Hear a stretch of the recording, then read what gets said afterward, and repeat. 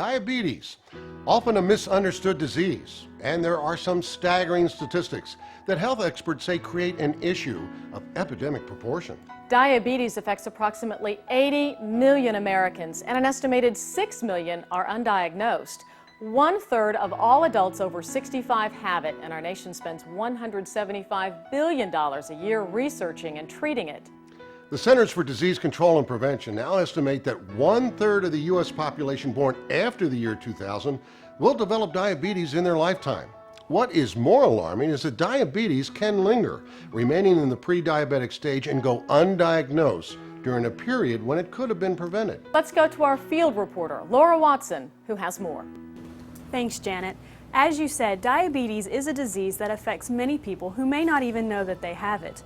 This is what happened with endocrinologist Dr. Bill Fears of the Health Star Alliance. Dr. Fears, how were you diagnosed?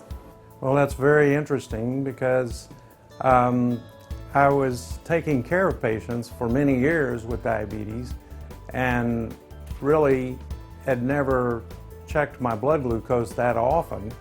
And we were looking at a new piece of equipment to test people for nerve damage. And we couldn't get any volunteers, and so they came to me and said, well, would you volunteer to test this equipment?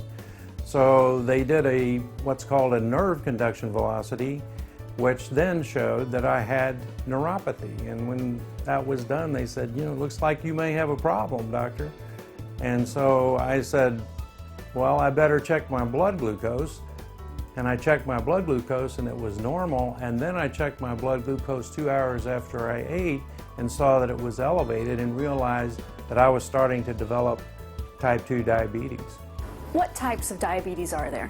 Well, that's a very important question because most people think that diabetes is just one disease. And it's true that all patients with diabetes have an elevated blood glucose as the manifestation of the diabetes, but there are different kinds of diabetes. There's type 2 diabetes, which occurs in adults, mostly in adults, but now in some younger people. There's type 1 diabetes, which is characterized by an inflammation that destroys the insulin-producing cells, and it's a much more difficult kind of diabetes to take care of. And then there's a new type of diabetes that we've characterized now called latent onset diabetes in adults, which really behaves very much like type 1 diabetes and actually can be sort of a combination of type 1 and 2, but requires intensive management just like type 1 diabetes. How is diabetes detected? They're all detected by measuring the blood glucose. And the best way to screen for diabetes is by measuring a blood glucose after fasting after midnight. How treatable is diabetes? Well, diabetes is very treatable.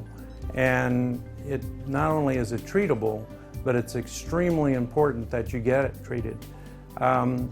Because I've seen people who have ignored their diabetes, and in 6 or 7 years they've had severe kidney damage, loss of their eyesight, they can't feel their feet anymore, to people who have intensively managed their diabetes, who have lived to be an old age without essentially any complications from their diabetes.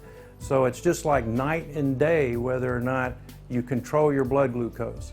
And the single most important thing you can do is make certain that your blood glucose is within target range.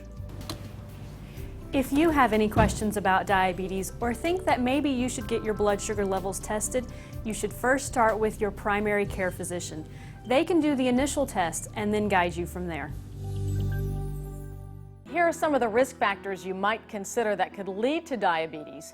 If you have a family history of the disease, if you're overweight, over the age of 45, are inactive, exercising less than 3 times a week, if you have high blood pressure, or if you've had a higher than normal blood glucose level on previous lab tests. Many people have discovered they were pre-diabetic and have been able to reverse the onset of the disease with just diet and exercise alone. But you have to know where you stand. And that can be as easy as starting with a simple blood test to measure your glucose level. Talk to your doctor about your risk factors of diabetes. And please, do it now.